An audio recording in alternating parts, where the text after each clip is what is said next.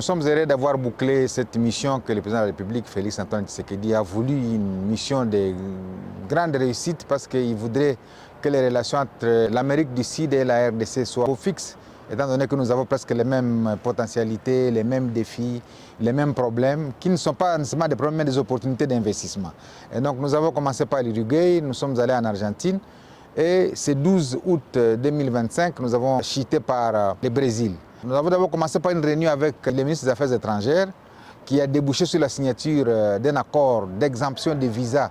pour ceux qui détiennent les passeports diplomatiques et les passeports de service. Cela permet la mobilité de toutes les équipes de manière à ce que ça permette aux équipes de la RDC et du Brésil de venir et d'aller pour discuter sur des questions qui concernent nos différents accords et les différentes thématiques. Mais nous avons également été reçus par le vice-président qui est en même temps ministre du Commerce extérieur, avec lequel nous avons échangé beaucoup de sujets. Et sur le plan technique, il a délégué son vice-ministre, M. Darosa, qui en fait nous a permis d'explorer un certain nombre de domaines. Le premier étant celui de la signature en vue d'un accord entre le Brésil et la RDC, parce que l'accord qui existait date de 1973. Et là, nous avons mis en place des équipes de travail entre le Brésil et la RDC qui vont intégrer d'autres éléments, notamment des éléments liés à la facilitation des investissements, parce qu'on ne va pas se limiter seulement à l'accord commercial, mais on va y inclure des matières relatives à la facilitation des investissements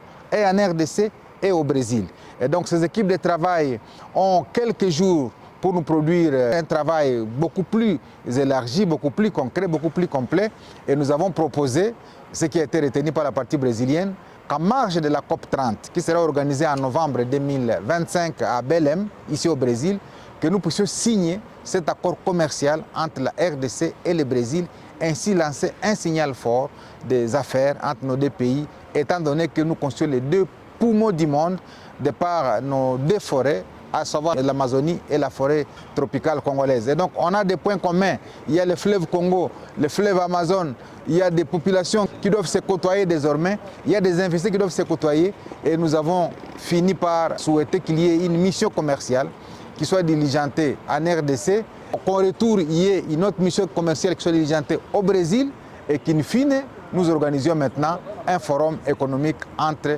la RDC et le Brésil. Et je crois que ça sera à la grande satisfaction des deux présidents, à savoir le président Lula et le président Félix.